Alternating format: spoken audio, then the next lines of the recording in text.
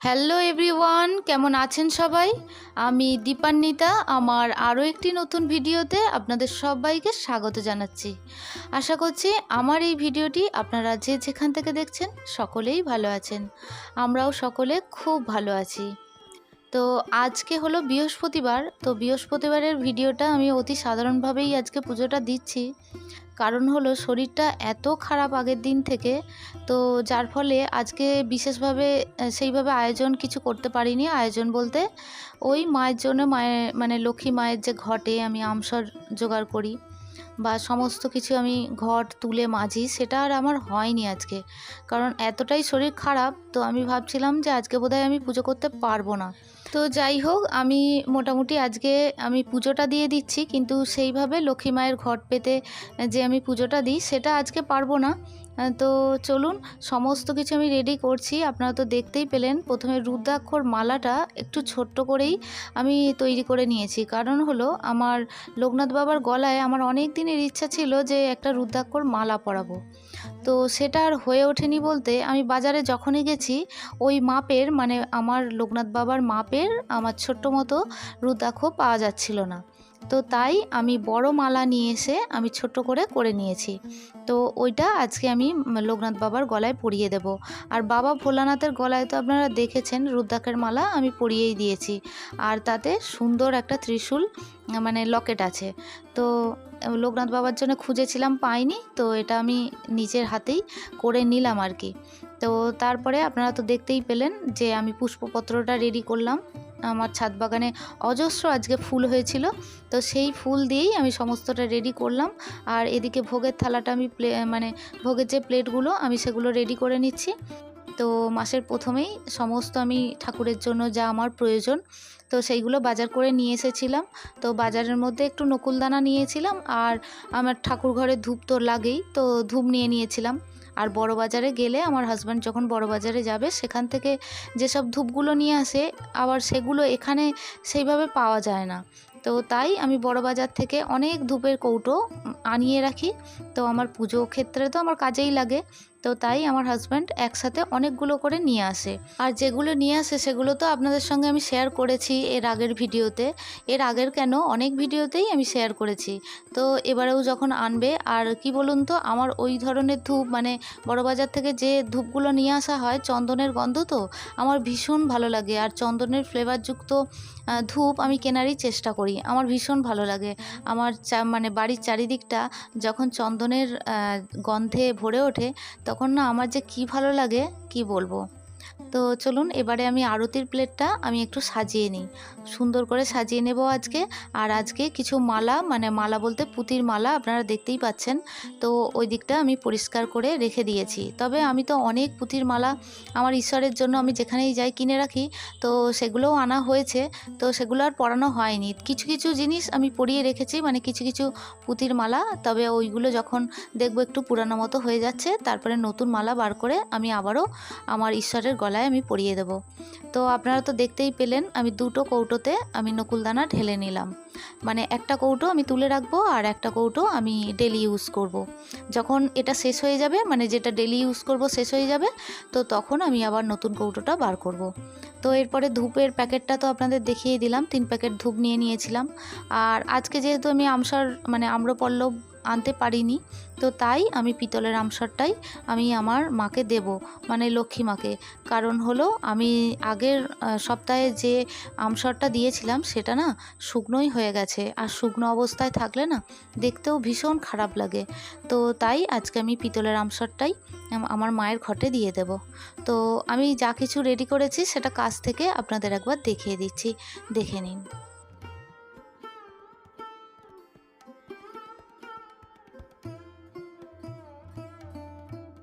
তো আপনারা তো দেখতেই পাচ্ছেন আম্রপল্লবটার কি অবস্থা, প্রচণ্ড মানে শুকনো হয়ে গেছে। তো সেটা আমি একটু চেঞ্জ করে এই যে লক্ষ্মী মায়ের আমি পিতলের আমসর দিলাম, এবং তার মধ্যে যে সুপারিটা দিয়েছি তার মধ্যে আমি একটু লাল তিলক দিয়ে দিলাম, আর স্বস্তিক চিহ্নটা আবারও উপর থেকে আমি একটু এঁকে দিচ্ছি। তো মা লক্ষ্মীর প্রিয় রং লাল, তো তাই আমি লাল জবা দিলাম এবং সাদা টগর ফুল দিয়ে সুন্দর করে মায়ের ঘরটা আমি একটু সাজিয়ে নিচ্ছি। তবে কি জানেন তো, আম্রপল্লব দিলে যে সৌন্দর্যটা মানে যে সুন্দর লাগে মায়ের ঘরটা, এবং মায়ের সামনে যখন থাকে ভীষণ ভালো লাগে দেখতে। তো মাকেও আজকে আমি শাড়িটা চেঞ্জ করাতে পারলাম না। তো আমার গত ভিডিওতে টুম্পা দাস বোন আমাকে কমেন্টে জানিয়েছিলে যে দিদি তুমি কি প্রতিদিন শাড়ি চেঞ্জ করে দাও, মানে মা লক্ষ্মীর শাড়ি চেঞ্জ করে দাও? না গো, আমি প্রতিদিন মা লক্ষ্মীর শাড়ি চেঞ্জ করি না, কারণ আমি মা লক্ষ্মীকে আমার বাড়িতে আমার শাশুড়িমাই বলেছেন যে প্রতিদিন যেহেতু প্রতিষ্ঠা করা মা লক্ষ্মী, তো প্রতিদিন মানে ওঠানো নামানো না করাই ভালো। তো তাই আমি 2 মাসকে মাসে একবার শাড়ি চেঞ্জ করে দিই। তো এরপরে আপনারা দেখতেই পাচ্ছেন যে আমি আমার সিদ্ধিদাতা গণেশের গলায় আমি মালা পরিয়ে দিলাম, মানে ওই যে পুঁতির মালাটা ছিল না, ওটা আমি পরিয়ে দিলাম। আর সিদ্ধিদাতা গণেশকে একটা লাল জবা এবং চন্দন জবা এবং চারিপাশটা আমি সুন্দর করে আমার পিঙ্ক কালার জবা দিয়ে সুন্দর করে সাজিয়ে দিচ্ছি। তবে এক বোন আমাকে কমেন্ট করেছিলে, বোনের নামটা এই মুহূর্তে আমার মনে পড়ছে না, তো বোন জানিয়েছিলে যে সিদ্ধিদাতা গণেশকে আগে ফুল দিয়ে সমস্ত ঠাকুরকে দেবে। তো বোন তুমি ঠিকই বলেছো, আমাদের প্রথম পূজ্য দেবতা হলো আমাদের সিদ্ধিদাতা গণেশ। তো আমি সচরাচর চেষ্টা করি আমার সিদ্ধিদাতা গণেশকে ফুল দেবার পর আমি সমস্ত ঠাকুরকে পুজো করার। তবে আমি কি করি জানো তো, সোমবারের পুজো যেহেতু শিব ঠাকুরের পুজো, তো আমি মানে আমার শিবলিঙ্গ বা আমার মহাদেবকেই আমি ফুলটা আগে দেবার চেষ্টা করি, তারপরে আমার সিদ্ধিদাতা গণেশকে তো আমি দিই। আর আজকে যেহেতু লক্ষ্মীবার, তোমরা হয়তো লক্ষ্য করলে আমি কিন্তু মা লক্ষ্মীকেই সুন্দর করে প্রথমে সাজালাম, তারপরে কিন্তু আমি সিদ্ধিদাতা গণেশকে আমি ফুল নিবেদন করলাম। আর যেদিন বুধবার সেদিন তো আমি আমার প্রথম পূজ্য দেবতা আমার সিদ্ধিদাতা গণেশকেই আমি দিই। তবে বোন তুমি ঠিকই বলেছ, তবে যে যে বারে ধরো মঙ্গলবারে হনুমানজির পূজা হয়, তো হনুমানজিকে প্রথম ফুলটা আমি দিই। তো এইভাবেই আমি পুজো করে আসছি। তো তুমি বলেছো, আমি ওটা মাথায় রাখবো গো। আর তুমি আমার অনেক ভালোবাসা নিও, কারণ তোমার নামটা এই মুহূর্তে আমার মনে পড়ছে না, তো তোমার নামটা নিলে হয়তো তুমি বেশি খুশি হতে। তো চলো, আমি তো পুজোয় বসে পড়েছি, এবারে তোমাদের একটা একটা কমেন্ট পড়বো। তবে এই মুহূর্তে যারা আমার ভিডিওটি দেখছেন প্লিজ একটা লাইক করে দেবেন। আর ভিডিওর কোনো কিছু অংশ যদি আপনাদের ভালো লেগে থাকে আর এই ধরনের পুজোর ভিডিও যদি আপনারা পছন্দ করেন, চাইলে আমার চ্যানেলটি সাবস্ক্রাইব করে আমার পাশে থাকতে পারেন। অলরেডি যারা আমার এই চ্যানেলটি সাবস্ক্রাইব করছেন বা করে রেখেছেন তাদের জন্য জানাই অসংখ্য ধন্যবাদ এবং অনেক ভালোবাসা। আর যে বন্ধুরা আমাকে সুন্দর সুন্দর কমেন্ট করছেন তাদের জন্যও জানাই অসংখ্য ধন্যবাদ।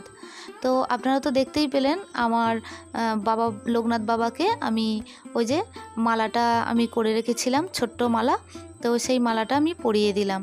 তো আমার অনেক দিনের ইচ্ছা ছিল জানেন, যে আমি এই মালাটা আমার বাবার গলায় পরাবো। তো পরিয়ে দিলাম, কেমন লাগছে আপনারা অবশ্যই জানাবেন। তো চলুন আপনাদের কমেন্টগুলো পড়ে নেওয়া যাক। তো প্রথমেই আমার মিষ্টি একটি বোনের কমেন্ট পড়বো টুম্পার। টুম্পা লিখেছো তোমার ছেলেকে ভিডিওতে একটু দেখাবে।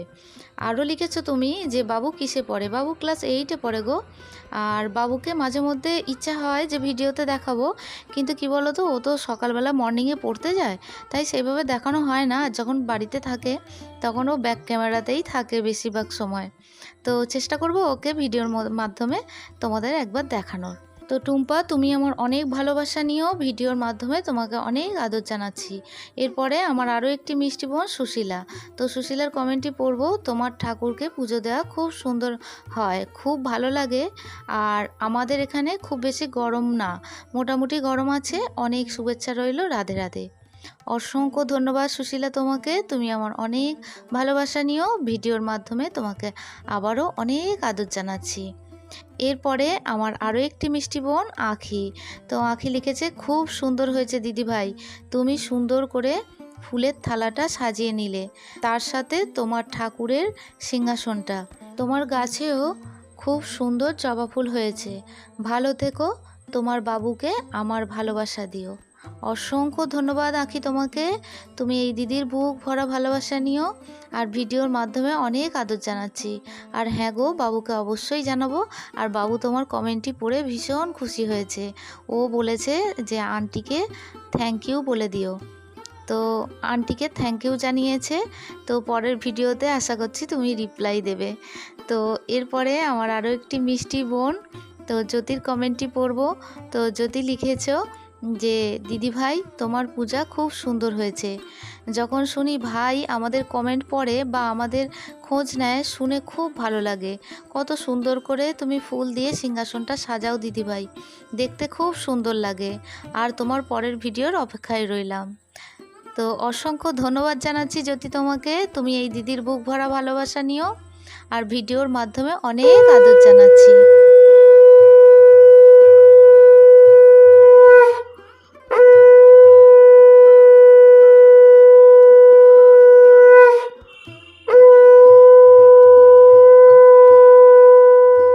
তো শাঁখ বাজাচ্ছিলাম তাই আর কমেন্ট পড়লাম না। তো এরপরে আমার আরও একটি মিষ্টি বোনের কমেন্ট পড়বো, পৌলমী। তো পৌলমী লিখেছে খুব সুন্দর হয়েছে সাজানো দিদিভাই, অসংখ্য ধন্যবাদ, অনেক ভালোবাসা জানাচ্ছি, অনেক আদরণীয় সোনা বোনটি। তো এরপর আমার আরও একটি মিষ্টি বোনের কমেন্ট পড়বো, শিখা চক্রবর্তী। তো বোন লিখেছে তোমার পুজো যখনই দেখি এত ভালো লাগে যে মন ভরে যায়, মা নিশ্চয়ই তোমাকে আশীর্বাদ করবেন। অসংখ্য ধন্যবাদ জানাচ্ছি, এত সুন্দর অন্তর থেকে তুমি কমেন্টটি করেছো। তুমি আমার অনেক ভালোবাসা নিও, আর এইভাবেই মাঝে মধ্যে সময় পেলে কমেন্ট করো, আর দিদির অনেক অনেক আদর নিও। এরপরে আমার আরও একটি মিষ্টি বোন মোনালিসার কমেন্টটি পড়ব। তো মোনালিসা লিখেছ খুব সুন্দর হয়েছে দিদিভাই, সত্যি দিদিভাই আপনার উপর রাধা মাধবের আশীর্বাদ আছে, আপনার নিখুঁতভাবে কাজ করা কথা শুনে বোঝা যায়। অসংখ্য ধন্যবাদ মোনালিসা তোমাকে, তুমি এই দিদির বুক ভরা ভালোবাসা নিও। ভিডিওর মাধ্যমে তোমাকে অনেক আদর জানাচ্ছি। তো এর পরবর্তী ভিডিওতে আমি বেশ কিছু আরও কমেন্ট আছে পড়ে নেব। তো আজকের ভিডিওটি এই পর্যন্ত রাখছি, দেখা হচ্ছে আপনাদের সঙ্গে পরবর্তী ভিডিওতে। ততক্ষণের জন্য আপনারা সবাই ভালো থাকবেন, সুস্থ থাকবেন, আর ভিডিওটি কেমন লাগলো তা অবশ্যই জানাবেন। ভিডিওটি ভালো লাগলে একটু শেয়ার করে দেবেন প্লিজ। তো আজকের মতো আসি, টাটা, দেখা হচ্ছে আপনাদের সঙ্গে পরবর্তী ভিডিওতে।